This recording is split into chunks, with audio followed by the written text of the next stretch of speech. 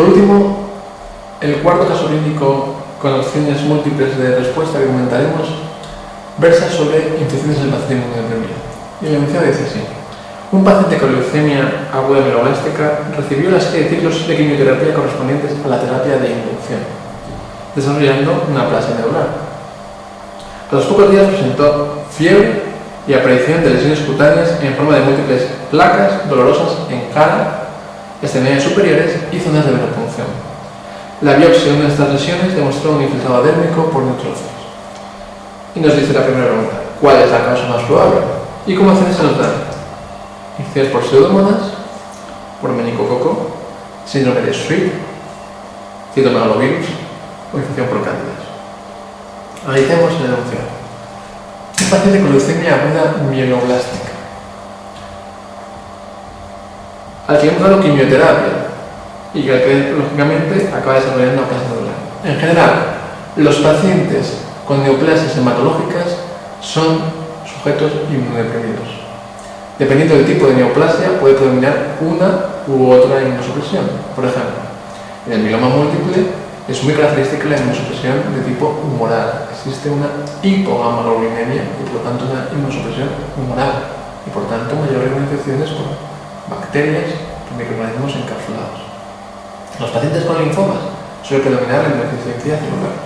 Y los pacientes con leucemias agudas que reciben quimioterapia, que desarrollan aplasia, lo que predomina va a ser la neutropenia. Por lo tanto, no es preciso que nos den una cifra de neutrófilos, no siempre la van a dar. En este caso, no tenemos un dato concreto de la cifra de neutrófilos. Da igual. Ante un paciente con una leucemia aguda tratado con quimioterapia, va a quedar aplásico y en la aplasia lo que predomina es la neutropenia. Por lo tanto, podemos resumir el cuadro diciendo que tenemos un paciente neutropénico. Pero este paciente con situación de neutropenia, con riesgo de neutropenia, presenta a los pocos días fiebre con lesiones cutáneas, que nos dice que son placas localizadas en cara, extremidades, zona de venopunción, y nos da un dato muy importante de dermatología, que es la biopsia. Y la biopsia de las lesiones nos dice que existe un infiltrado dérmico por neutrófilos. Bien, antes de pasar a analizar la lesión en concreto, deberíamos recordar qué procesos, qué infecciones pueden aparecer más típicamente en el neutropenia. A nivel de etiologías microbiológicas, hay que tener en cuenta que dos microorganismos van a ser muy importantes en las lesiones o las complicaciones infecciosas neutropénicas, sobre todo en el momento inicial, como son las pseudomonas y Staphylococcus aureus. En un primer momento, en un paciente neutropénico, serían las bacterias a considerar. Si además el paciente tiene una neutropenia más prolongada, además de pseudomonas y Staphylococcus aureus, hay que sospechar otros microorganismos oportunistas. Y entre ellos, sin duda alguna, el fundamental es Aspergillus. Además, pueden existir otros, como Candida, como Nocardia, pero Aspergillus es el microorganismo oportunista más importante a considerar en el paciente neutropénico.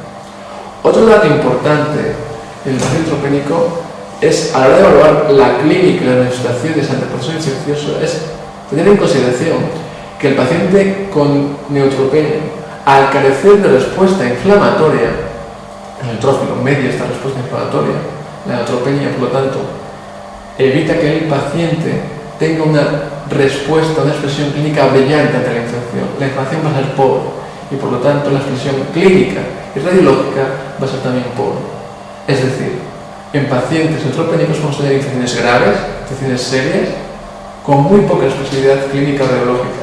Esto ha dado lugar al desarrollo de un concepto conocido que es el de la neutropenia febril o fiebre neutropenia. Sujetos con infecciones graves, neutropénicos, que únicamente expresan fiebre. Por ello, es importante instalar un tratamiento empírico rápido, precoz, puesto que este tipo de infecciones se asocian a una mortalidad elevada. ¿Cuáles son las manifestaciones o las complicaciones más comunes o más frecuentes, aparte de la fiebre neutropenia? Pues en el paciente neutropénico se ha descrito con frecuencia la presencia de abscesos pararectales, abscesos que tienen una manifestación larvada hasta que finalmente emergen. Otra complicación a nivel abdominal o digestivo es un cuadro que puede asemejar mucho a una clínica de apendicitis aguda. De hecho, el enfermo comenta fiebre y dolor de fosa ilíaca derecha, muy similar a la cuadro de apendicitis aguda, pero no es producto de una infección, inflamación del apéndice, no. En este caso, la lesión asienta en el ciego. Se produce lo que se denomina una tiflitis. Esa tiflitis es una infección por pseudomonas. Y como digo, la tiflitis es una complicación característica del cáncer de trocánter. Además de estas lesiones, de estas enfermedades, se ha descrito también un cuadro de fungemia por cándida, de candidiasis diseminada, la afectación en ocasiones del hígado y el bazo, que se denomina la hepatoesplénica, que también es importante considerarla en este grupo de pacientes. Y si atendemos a las complicaciones dermatológicas, se ha escrito un cuadro que se denomina ectima gangrenoso, secundario también a la infección por pseudomonas, una lesión necrótica, ulcerada, que en principio se tiene una sospecha en un paciente neutropénico con lesiones cutáneas, pero que no cuadra con la descripción que nos ofrece el enunciado, pues que el ectima gangrenoso es una lesión ulcerada y necrótica, y no la que se nos describe aquí. La lesión aquí se nos describe tiene una característica importante, es ese infiltrado de la dermis por neutrófilos. La dermis aparece llena de neutrófilos, y este cuadro es lo que se denomina la dermatosis, infiltración de la dermis, dermatosis neutrofílica, o denominada también síndrome de Sweet. Esta entidad es un cuadro neoplásico, aparecen leucemias, aparecen pacientes neutropénicos, curioso, en un paciente neutropénico hay un infiltrado de esta naturaleza, pero es típica de los cuadros paraneoplásicos, especialmente de las enfermedades hematológicas, de las leucemias, y las lesiones son como aparece aquí, en ocasiones evolucionan y tienen otras expresiones, pero pueden expresarse como placas, y el tratamiento en este caso son los corticoides, diferente del ectima gangrenoso, una enfermedad infecciosa por pseudomonas y que se manifiesta de forma más agresiva, con lesiones más ulceradas y con otra semiología. Continuamos con el enunciado de este caso. A la semana de aplasia medular, el enfermo presentó fiebre, tos seca y disnea. La auscultación pulmonar y la radiología de tórax fueron normales y nos dice que cuál de las siguientes pruebas se recomendaría realizar a continuación. Espirometría, test de difusión pulmonar, TAC torácico, lavado broncoalveolar o biopsia pulmonar por toracotomía. Lo primero será determinar qué complicación tiene el enfermo. Nos dice que a la semana de aplasia el enfermo tiene fiebre, tos seca y disnea. Estos síntomas parecen sugerir un proceso respiratorio. Si bien es cierto que no es la manifestación más habitual de una neumonía, no tiene expectoración, dolor torácico, pero recordemos que en el paciente neutropénico la expresión clínica es pobre. De hecho, eso explica que la auscultación pulmonar y la radiología sean normales. Eso no es una neumonía en un paciente neutropénico nunca. Por lo tanto, no es sorprendente. Estamos ante una neumonía en un paciente neutropénico, probablemente. Es la expresión más habitual. No quiere decir que sea una neumonía atípica, ojo que ese concepto no se debe utilizar aquí, sino que es una neumonía con poca expresión clínica en un paciente neutropénico, o una sospecha de neumonía. Entonces, nos comentan qué pruebas haríamos. Lógicamente, ante una infección de esta naturaleza, un paciente neutropénico, son infecciones graves asociadas a gran mortalidad, hay que intentar obtener un diagnóstico y un tratamiento dirigido. Por lo tanto, hay que ser agresivo de cara al diagnóstico. La espirometría no aportaría información relevante, ni el test de difusión. El TAC podría darnos una idea de la morfología del infiltrado, si es que se evidenciara, pero no nos daría su biología tampoco. El lavado broncoalveolar sí podría darnos más información, el cultivo o las técnicas de tinción, de gran, de naturaleza podrían darnos información. Y, como no, la biopsia pulmonar también sería una opción, pero lógicamente, entre un lavado broncoalveolar y una biopsia pulmonar por toracotomía, sería más lógico comenzar por lo menos agresivo, por lo menos invasor, y realizar primero el lavado broncoalveolar e intentar obtener un diagnóstico por este vez. Pero hay que recordar que el neutropénico las infecciones son muy graves y que, por lo tanto, hay que ser agresivo en cuanto al diagnóstico para establecer un tratamiento correcto. En general, si el tratamiento fuese empírico, empezaríamos cubriendo, como comentamos antes, pues las bacterias. De hecho, a eso se refiere la siguiente pregunta. ¿Cuál de las siguientes pautas de tratamiento empírico elegiría? Las opciones que se nos ofrecen son ceftazidima y amikacina, anfotericina B, galciclovir, cotrimoxazol ganciclovir y cotrimoxazol. Hemos comentado que en el paciente neutropénico, en un primer momento, el tratamiento debe ir dirigido frente a bacterias gram negativos, entre ellos pseudomonas, y cada vez con más frecuencia también cocos gram positivos, estafilococo aureus, y además estafilococo aureus que puede ser meticilin resistente. Por lo tanto, ante un paciente de esta naturaleza, en un primer momento no empezaríamos cubriendo directamente a los oportunistas, sino que habría que iniciar tratamiento antibacteriano. De los que tenemos ahí, ceftazidima y amikacina, pues es una opción que permitiría cubrir correctamente pseudomonas. Sería también adecuado, no parece la opción, pero sería también adecuado iniciar cobertura para estafilococo aureus con la posibilidad de meticilin resistencia, especialmente si el paciente está hospitalizado, como es habitual en estos enfermos. Pero no iniciaríamos en un primer instante, en un primer momento, los fármacos frente a oportunistas como son la anfotericina B, ganciclovir, cotrimoxazol, ganciclovir, al menos de forma aislada. Es cierto que en algún paciente se puede simultanear con los antibacterianos, y de hecho en ocasiones se ve, y que la anfotericina B puede ser muy buena opción si sospechamos en aspergilos, pero generalmente suele ser una etapa más avanzada en el tratamiento. Y desde luego, nunca sin tener previamente una cobertura para bacterias. Luego la respuesta correcta será la opción 1, ceftazidima y amikacina. Hay que tener en cuenta que ceftazidima cubriría únicamente gram negativo fundamentalmente con pseudomonas, pero no cubriría cocos gram positivos. Por lo tanto, podemos añadir vancomicina, inezolid, otras alternativas de antibióticos frente a estafilococo meticilin resistente.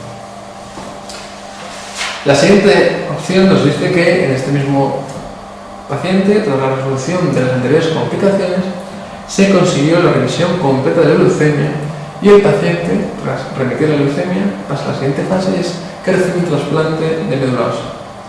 Y nos comenta que la tercera semana post-trasplante, el enfermo desarrolló fiebre, dolor torácico, pleurítico y tos. Y la radiografía de tórax se apreciaron nódulos pulmonares con un halo periférico y tendencia a la cavitación. Y nos dice, ¿cuál es el agente etiológico más probable en este caso? Candida albicans, Aspergillus, citomegalovirus, virus de Epstein-Barr o pseudomonas. Retomemos el caso. Al paciente que le habíamos dado quimioterapia, que entró en aplasia, que tiene una serie de complicaciones infecciosas, no resuelve, entra en remisión completa y recibe un trasplante de médula ósea. Luego estaríamos hablando ahora de las complicaciones del trasplante de médula ósea. El mundo de trasplante es muy complejo. Son quizás los sujetos o grupos de pacientes con riesgo de infecciones más graves. Y los trasplantes son muy diversos, pero al menos habría que diferenciar el trasplante de órgano sólido del trasplante de médula ósea. Porque bien, en el trasplante de órgano sólido, el problema fundamental a largo plazo es que el paciente, para evitar el rechazo del órgano que ha recibido como trasplante, ese rechazo suele estar mediado por infectos T. Y en general, este grupo de pacientes con trasplantes de órganos sólidos reciben inmunosupresores de tipo celular. Luego el mensaje que queda claro es que el trasplantado de órganos sólidos queda de forma más o menos persistente con una inmunosupresión de tipo celular, con corticoides, ciclosporina o diversos inmunosupresores de tipo celular, de forma general. En cambio, la inmunosupresión en un trasplante de médula ósea es diferente. El paciente trasplantado de médula ósea pasa por una fase inicial de mucha inmunosupresión, está aplásico, donde las infecciones van a ser muy similares a las del neutropénico, como hemos visto. Pero según va pasando el tiempo, si el trasplante va teniendo éxito, la inmunosupresión va a ir remitiendo. De tal forma que a partir del segundo mes, normalmente, hasta casi llegar al sexto, ya la neutropenia no es lo más importante, sino que el paciente se comporta ya más como un deprimido celular y hay infecciones como son citomegalovirus, el pez zóster. Y si el trasplante sigue teniendo éxito, a partir del sexto mes, ya tampoco son los oportunistas los más frecuentes, sino a partir del sexto mes se comporta ya como un paciente más de la comunidad, donde las infecciones más habituales van a ser bacterianas, y bacterias en este caso encapsuladas. Lo vemos como el grado de inmunosupresión va disminuyendo y el riesgo de infecciones oportunistas también va disminuyendo. Pasamos de las tipo neutropénico a inmunosupresión más del tipo celular y a partir del sexto mes ya nos situaríamos en inmunosupresión.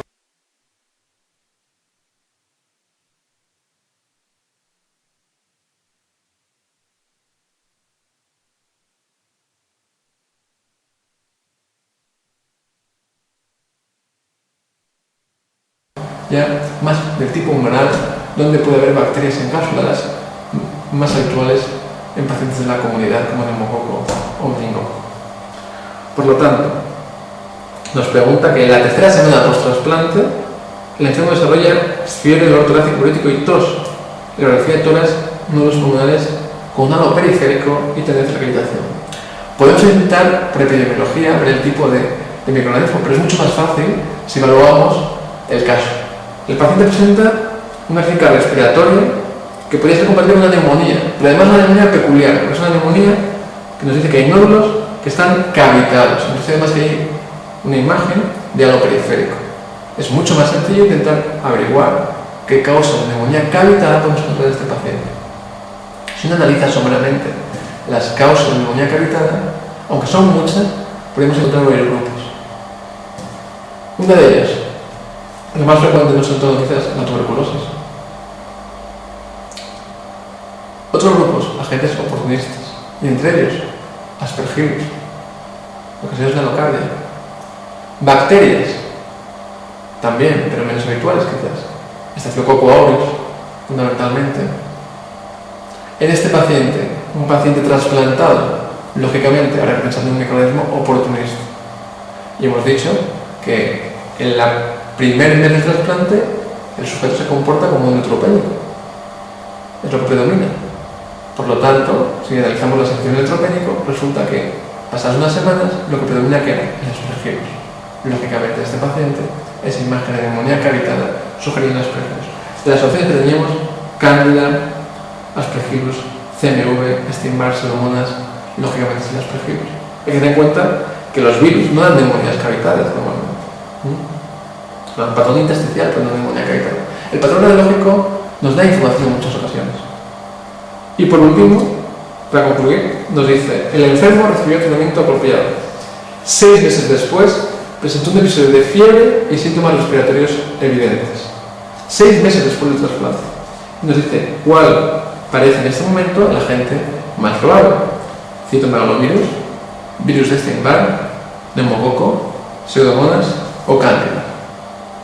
Si hemos comentado que la inmunosupresión del trasplantado va variando a lo largo del tiempo y que a partir del 6º mes esa inmunosupresión no es tan profunda y ya las infecciones son más parecidas a la de la comunidad y son por gérmenes encapsulados, lógicamente, 6 meses después, la clínica de fiebre y síntomas respiratorios orientará a una neumonía, una bronquitis, una infección respiratoria baja normalmente, y el agente más probable encapsulado será el neumococo.